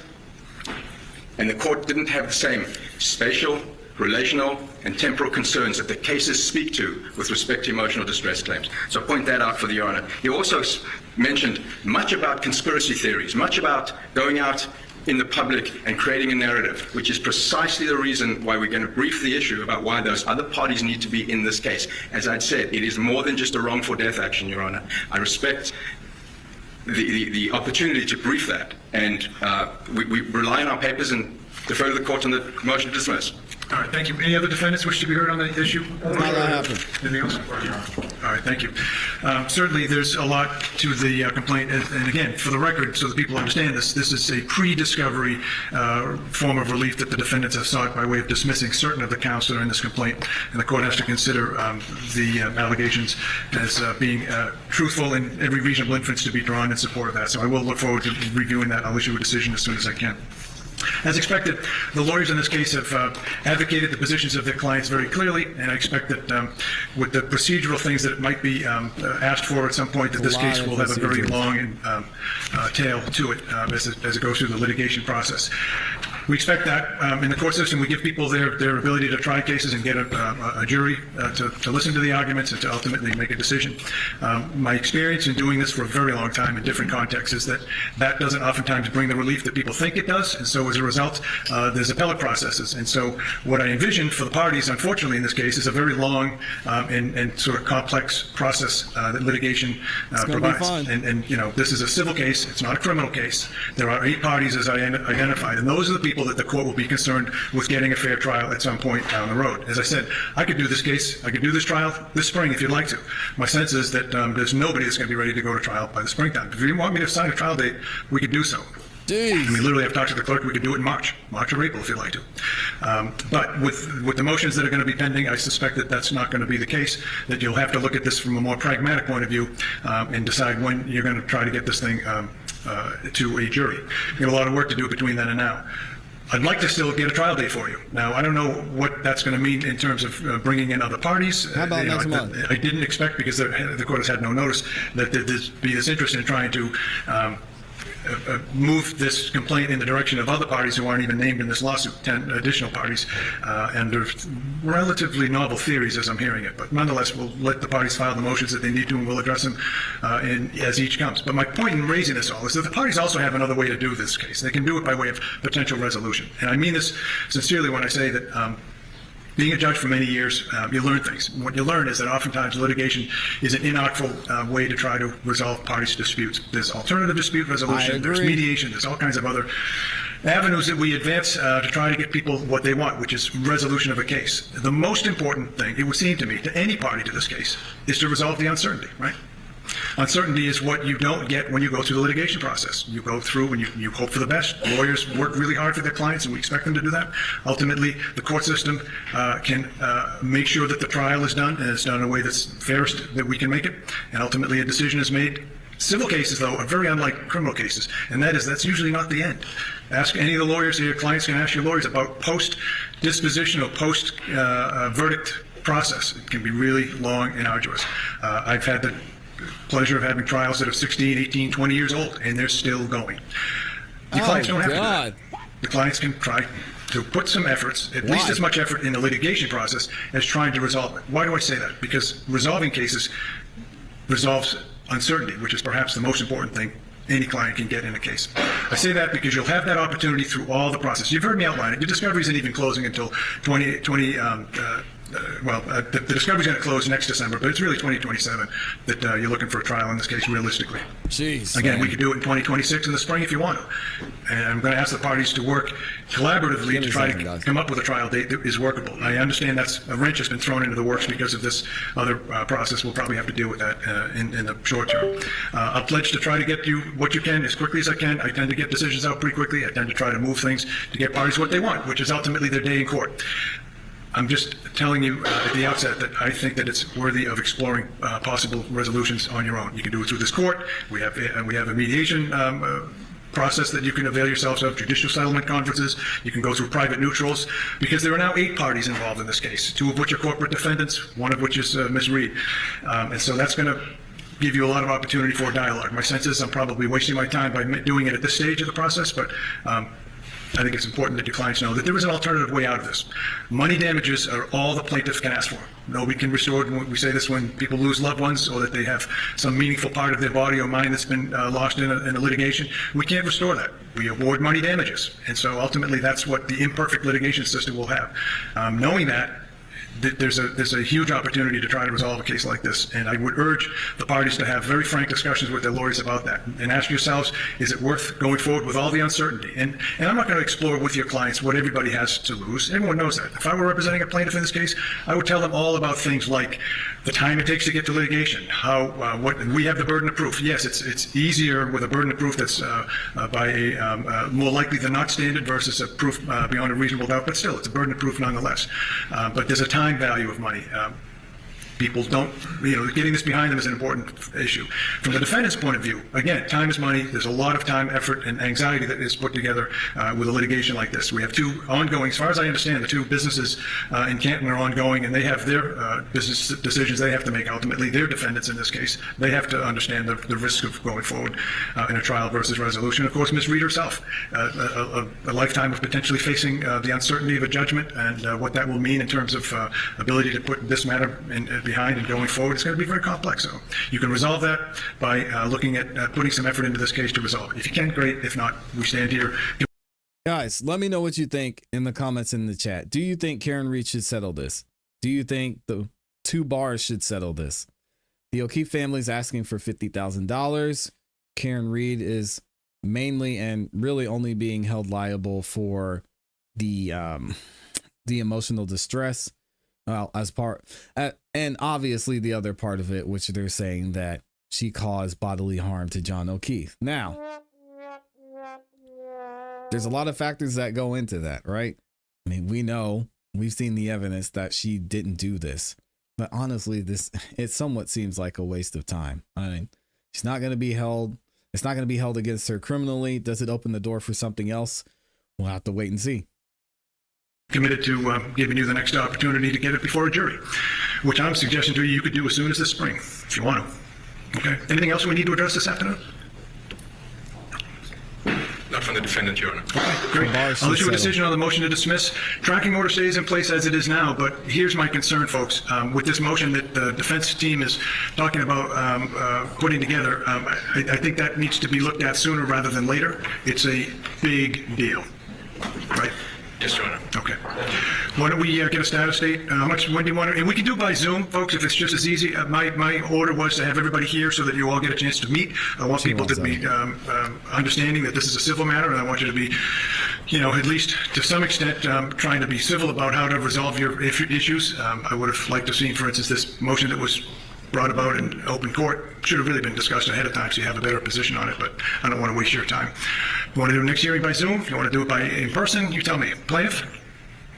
We're agnostic, Your Honor. I'll do whatever. We're agnostic? Is that what you said? Yeah, as it relates to that. We'll come in person or we'll do it via Zoom. Defense? Your Honor, we prefer to be in person. Okay. Either way, Your Honor. Okay. AJ's we'll do it in person. dang, I Fine, gotta we'll take do it down here another in flight Plymouth. now. I will be moving into the Brockton court next month, but this is especially assigned, at least for now, so I'll come back down here. That's not a problem. Mr. Clerk. All right, shout out to the judge laying things out. Again, I think there's parts of this that should be settled.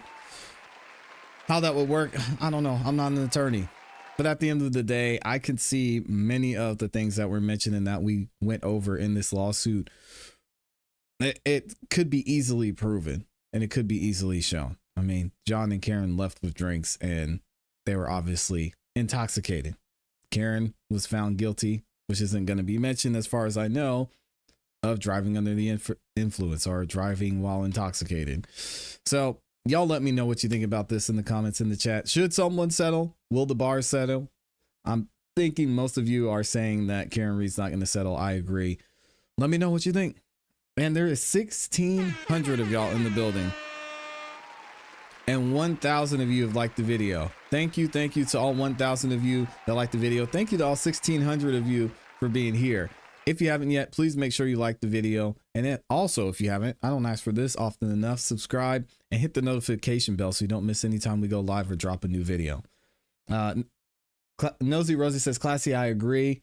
And not because they are liable, just cheaper to settle. Yeah, I mean, their insurance should pay for it. The lawsuit's only $50 million, $50,000, excuse me, $50,000, and this can be all over with. So, I mean, who knows? Karen might not settle. She wants to be proven innocent of John's murder in every single notion. 2 years? 2 years is a long time to just sit here and have to deal with this. But I mean, if they're willing to do it, might be worth it. Also, now that we have the countersuits that could possibly be tied to this, that may factor in as well. We're going to do some more research and find out for you guys. Thank y'all again for the love. We're going to get up out of here. We will be dropping some more clips later on this afternoon, so make sure y'all stay tuned in for that. Also, we will be back tomorrow morning as well for another episode. Hope y'all have a great rest of your afternoon. Enjoy this Taco Tuesday. And as always, you know what to do. Keep growing, keep pushing, keep it classy. We gone. Peace. Shout out to the super chats as well. Les Cleaver, CPE, and my awesome, amazing